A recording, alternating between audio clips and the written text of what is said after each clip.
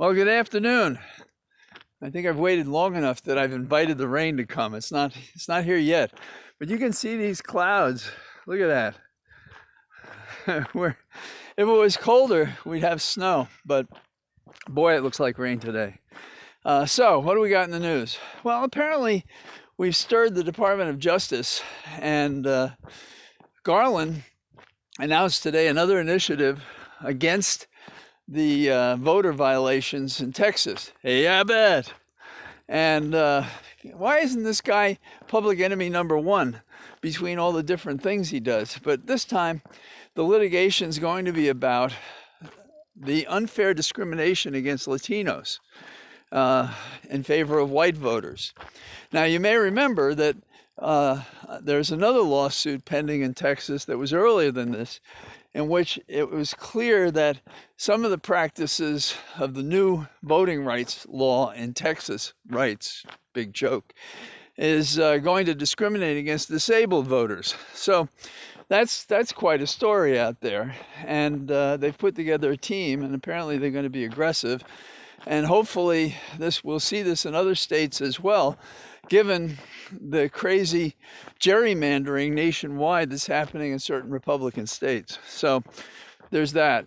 Another piece of good news is that they're discovering more and more about Sidney Powell, who you may remember ran around the country claiming that she was going to release the Kraken and show how the election was unfair and unjust and a big lie, and never could.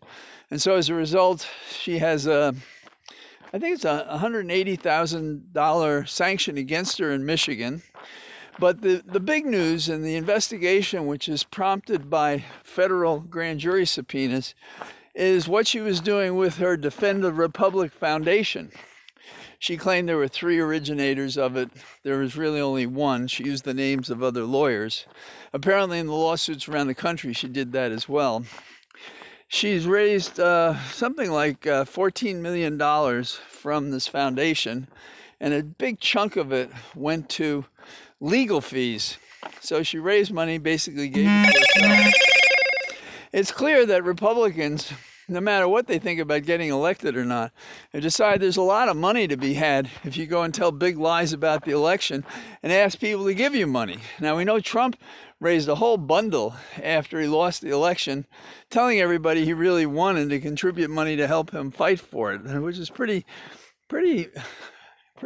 well, you know, these guys, they're not just gutsy, they're outright criminal. And now we have, talking about bigger criminals maybe, we're going to protest China's human rights violations by no American officials are going to go to the Olympics, but the athletes are going to be able to go. So the boycott is kind of a comfortable objection.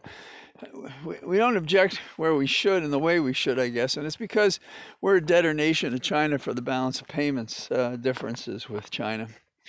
We are going to have a big conversation tomorrow between Biden and Putin.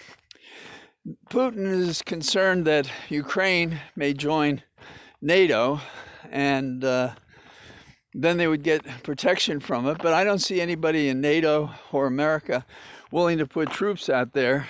And so I don't know how good our trust is with Ukraine for what we could say to them. There is the thought that we can bring Putin to his knees with economic sanctions and closing them out of banks and so forth. Putin may want to just have a pipeline and say, I'll pull back my 90,000 troops from the eastern border of Ukraine if you let me put my pipeline.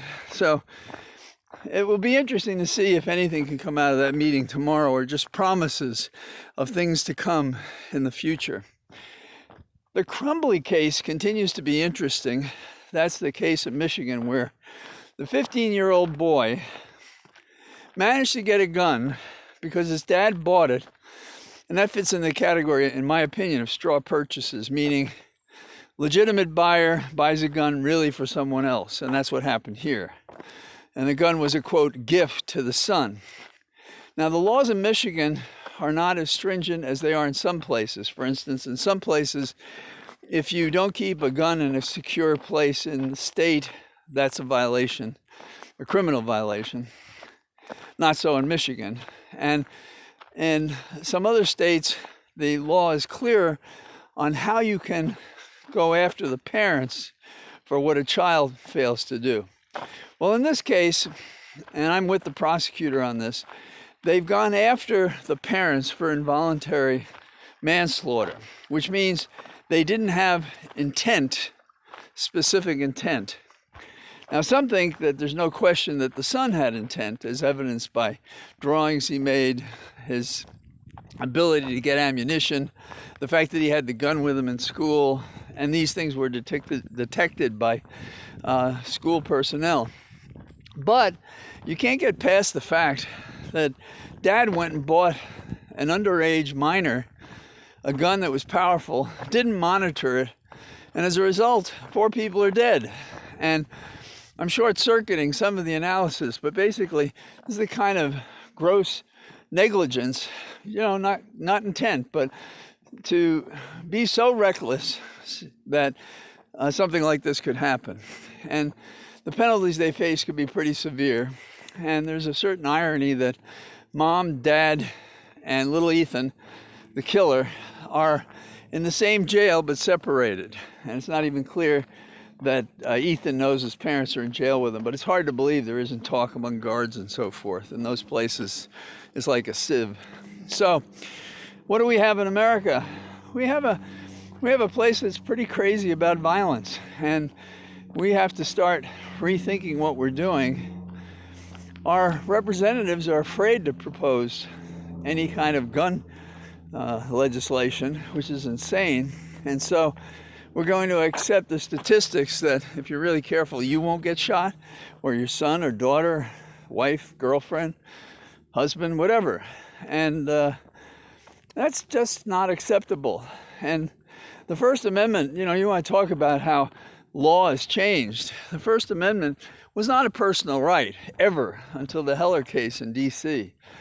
And basically, it was a political decision, to rewrite the law to treat gun ownership as some sort of right, like the right to speech or religion and so forth. It's disgraceful, but there we are. So, a mixture of good and bad news. It's still not raining, so I may be able to finish my walk without getting wet. And I didn't change because I had things to do.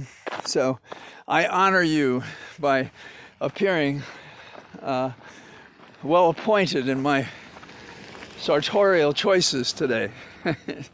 So have a great day. I hope you, if you get a chance, listen to the podcast. I think you get a kick out of listening to DeJamin Bartlett's experience on the Broadway stage. All the best. Bye-bye.